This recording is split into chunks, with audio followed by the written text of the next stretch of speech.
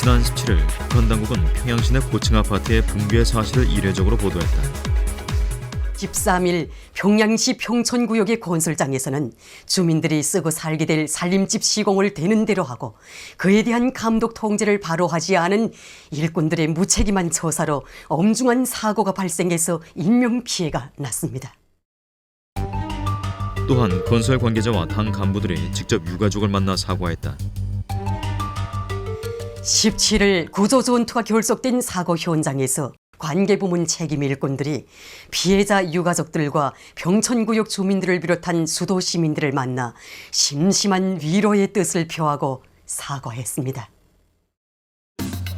북한 당국은 구체적인 사상자 수를 밝히지 않았지만 23층 아파트의 완공을 앞두고 92세대가 미리 입주한 상태로 수백 명의 사상자가 발생했을 것으로 추측된다.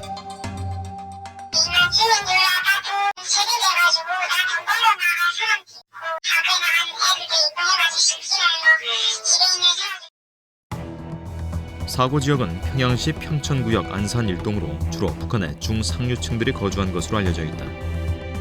붕괴된 아파트는 지난 2012년 김일성 생일 100주년에 맞춰 건설된 평양의 아파트 가운데 하나다. 미국 워싱턴 포스트는 북한의 다른 고층 아파트의 붕괴 위험성을 지적하기도 했다.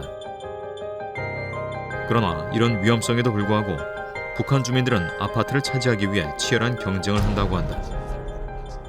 새로 지은 아파트들, 그리고 특별히 속도를 높인 아파트들, 이런 아파트들에 대해서는 주민들이 한쪽으로 걱정을 하죠. 근데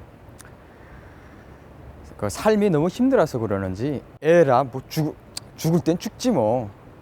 집이 너무 귀하니까 저 이해 안 되실 수 있는데 건설 중인 아파트에 들어가 살아요.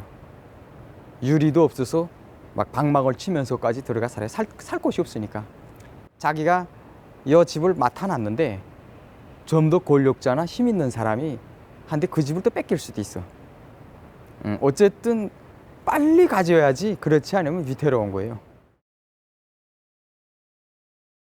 3년이 걸려야 한다는 바다 구조물 공사를 불과 2개월 남짓한 사이에 끝내고 9달 남짓한 짧은 기간에 이처럼 훌륭한 살림집이 일도설 수 있었습니다.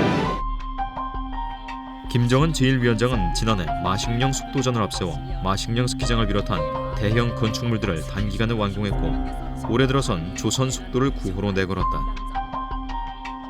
김일성 주석은 천리마 속도를, 김정일 국방위원장은 희천 속도 등 북한은 시대에 따라 속도전을 강조해왔다.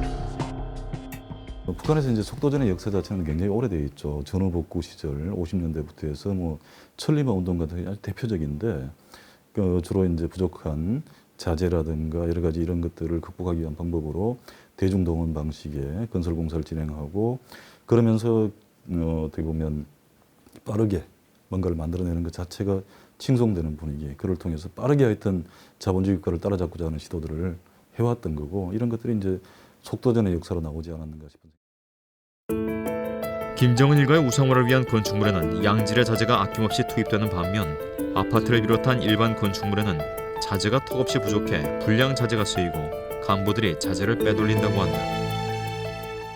만약에 자재를 남용해가지고 좀 질이 나쁜 자재를 쓴다거나 그다음 공사할 때 제대로 모든 콘크리트 배합이 잘 돼야 되겠는데 그러지 못하고 잔업 배합하다 나면 모래가 이제 딸리고 자갈이가 이제 딸리고 세면가 이제 딸리고 이거 그럴 때는 이게 결국 불을 이게 딱딱 굳어야 되겠는데 이게 부실부실하면 넘어질 수 있거든. 설계에서 요구되는 그런 자재를 쓰는 것이 아니라 그 자재가 없을 때는 대형 자재를 갖다 쓸 때 비슷한 걸 갖다 써서 날짜를 맞추다 나니까 결국 그렇지 않겠나. 또 군인이나 돌격대, 대학생 등 비전문 인력들이 건설 현장에 대거 동원되는 것도 부실 공사의 주요 원인이자 북한 주민들에게는 큰 고충이라고 한다. 김정은이 권력 승계 과정에서 주도한 평양 10만 세대 살림집 건설에는 대학생까지 동원됐고 수많은 사상자가 속출했다고 전해진다. 주민들은 힘겨운 건설 현장에 동원되지 않으려 건설 관계자들에게 뇌물을 바치는 등의 관행이 성행하고 있다고 한다. 임산부도 나가요, 임산부도. 그러니까 주민들 입장에서 생각해 볼 때 그게 하등에 쓰잘데기 없는 자기 인생에 하나도 도움 안 되는 그런 동원들인 거예요. 주민들은 그런 동원에 나가지 않기 위해서 노력하고 있어요. 뇌물을 고이고 무슨 병원 진단서를 만들고 위조하고. 제가 평양에 있을 때 그 백두산 성군 청년 발전소라는 곳이 있어요. 거기에 그 돈을 지원했어요. 돈을 지원하니까 동원 안 내보내더라고. 그러니까 제가 그때 당시 200만 원 지원했거든요. 김정은은 아파트 붕괴 사고가 난 지 일주일 만에 김책공업종합대학 교육자 아파트 건설 현장에 나타나 뒤늦게 안전을 강조했다. 건설에서 공법의 요구를 철저히 지키며 건축물의 안전성을 확고히 보장하는 것은 조선인민군 제267 군부대 군인 건설자들의 일본세라고 하시면서 이번 평양 아파트 붕괴 사고의 원인이 북한 정권이 내세우는 무리한 속도전에서 비롯됐다는 분석이 크기 때문에 이를 의식한 발언으로 보인다. 하지만 노동당 창건 기념일인 오는 10월 10일까지 완공을 강조하며 여전히 속도전을 강조했다.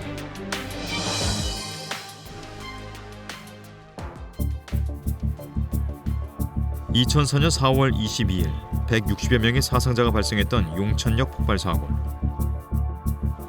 북한 당국이 최초로 공식 발표한 대형 사고지만 공식적인 사과는 없었다. 용천역에서 일어난 뜻밖의 사고로 인한 피해 후과를 하루빨리 가시고 주민들의 안정된 생활을 보장해 주는 데 필요한 대책을 다 세워주신 경의하는 김정일 장군님께서는 이들에 대한 보고를 받으시고 환자들을 비행기로 긴급 수송해서 중앙병원에서 치료. 70년대 고려항공 여객기 추락과 80년대 함경남도 정평열차 추락 사고, 그리고 90년대 통일거리 아파트 붕괴와 지난해 평성시 아파트 붕괴 사고가 발생한 것으로 알려졌지만 공식 보도조차 없었다. 북한에서 대부분의 대형 사고는 외부의 정보를 통제하기 위해 비공개가 원칙처럼 여겨져 왔지만 북한 주민 대부분은 입소문을 통해서 사고 소식을 접했다고 한다. 북한 전역에서 대규모 사고가 자주 일어나고 있음을 평소에 체감했다는 것이다. 그러니까 저희 집이 대동강을 끼고 아파트가 건설돼 있거든요. 집에서 이렇게 내다보면 대동강이 흘러요. 장롱, 아니면 무슨 플라스틱, 무슨 물통. 어쨌든 집 재산들이 비 올 때마다 또 내려가요. 그거 보면 어디선가 계속 사고가 나고 있다는 거예요. 그래서 그 대동강으로 합쳐져서 또 내려온다는 소리지. 김정은이 당 차원에서 이번 사고에 대해 직접 사과에 나선 것은 과거 김정일 시대와는 차이가 있고 여러 면에서 시사하는 바가 크다. 더 이상 정보를 통제할 수 없다는 북한의 현실을 반영한 것이기도 하다.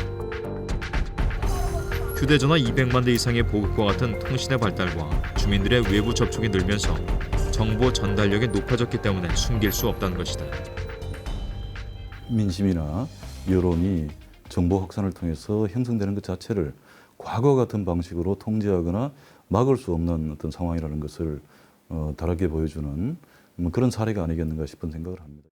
과거보다 훨씬 더 정권의 입장에서 민심을 고려해야 될 필요성이 커진 거고, 그만큼 이제 주민들의 이해관계 요구들을 고려할 수밖에 없는 정도로 북한 사회가 변하고 있지 않나. 유일 영도 체제를 유지하고는 있지만 민심을 크게 고려해야 할 만큼 북한 사회가 변화했음을 알 수 있는 대목이다. 반대로 김정은 정권의 기반이 그만큼 취약하다는 반증이기도 하다. 정말 뻔뻔스럽습니다. 박근혜의 이런 파렴치한 책임 회피 노름이 결국에 가서는 분노한 민심에 달아오른 화약 보따리를 통째로 던진 셈이 되지 않았습니까? 세월호 참사를 보도하는 과정에서 우리 정부에 대한 거침없는 비판을 지속해왔기 때문에 공사 관계자가 사과조차 하지 않을 수는 없었을 것이라는 의견도 있다. 그러나 사고가 난 지 며칠 뒤 김정은이 축구 관람을 한 것으로 확인되면서 밤잠을 자지 못했다는 말에 대한 진정성의 의문이 제기되기도 한다.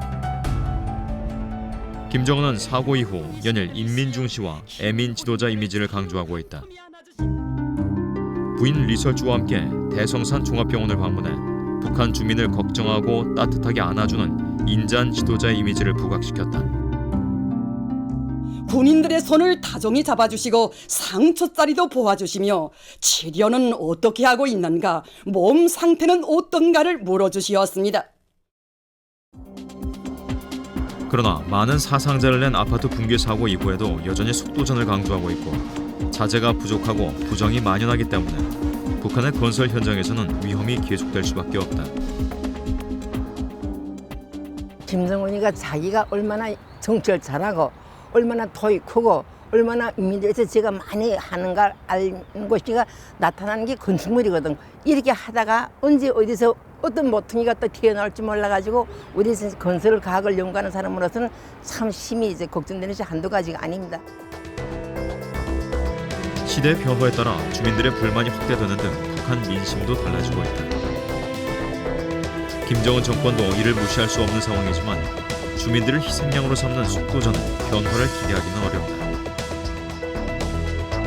현재로서는 속도전으로 건설된 아파트들의 안전 점검이 무엇보다 시급하다.